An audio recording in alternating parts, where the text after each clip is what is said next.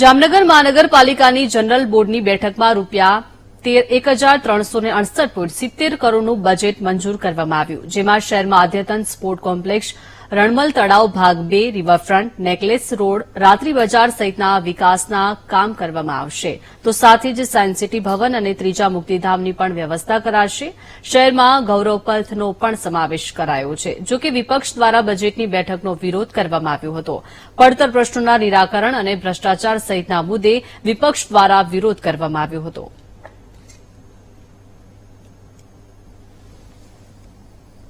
રોજ જામનગરમાં જે અંદાજપત્ર રજૂ કરવામાં આવ્યું, મુંગેરીલાલ કે હસીન સપને દર વખતની જેમ 2023-24નું જે બજેટ હતું તે જ બજેટ અહીંયા રજૂ કરવામાં આવ્યું છે. કોઈ પણ કાર્ય થયા નથી. રોડ રસ્તાના પ્રશ્નો હોય, નલ સે જલ યોજનાની જે વાતો કરે છે તે પહોંચ્યા નથી. પ્લસ બીજી વસ્તુ કે જામનગરમાં જે રખડતા ઢોરનો પ્રશ્ન છે, ત્રીજા સ્મશાનનો પ્રશ્ન છે, પછી સફાઈનો પ્રશ્ન છે. સફાઈમાં જામનગર મહાનગરપાલિકા 23મા નંબરે હતું, ત્યાંથી 83મા નંબરે પહોંચ્યું, જેની પાછળ મહાનગરપાલિકા કરોડો રૂપિયાનો ખર્ચો કરે છે. તો આજના બજેટમાં અમે વિરોધ સાથે આ બજેટમાં એક પ્રશ્ન છે, અમારા એક સભ્યએ વ્યવસ્થિત ચર્ચા કરી છે અને અમારો વિરોધ નોંધાયો છે. આજ રોજ જામનગર મહાનગરપાલિકાનું આ જનરલ બોર્ડમાં 2024-25નું બજેટ રજૂ કરવામાં આવેલ હતું.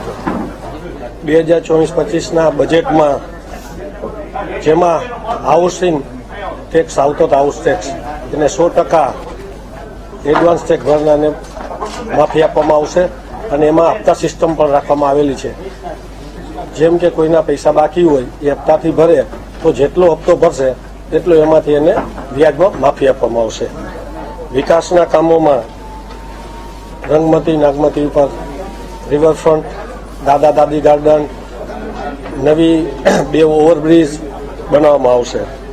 ક્રિકેટ મેદાન પણ સ્પોર્ટ્સ માટેનું બનાવવામાં આવશે. અને જ્યાં આપણે વરસાદી પાણીની નિકાલ માટેની અસુવિધાઓ જે વોર્ડમાં જે જગ્યાએ નીચાણવાળા વિસ્તારોમાં થાય છે તેનો પણ નિકાલ કરવાનું આ બજેટમાં સામેલ છે.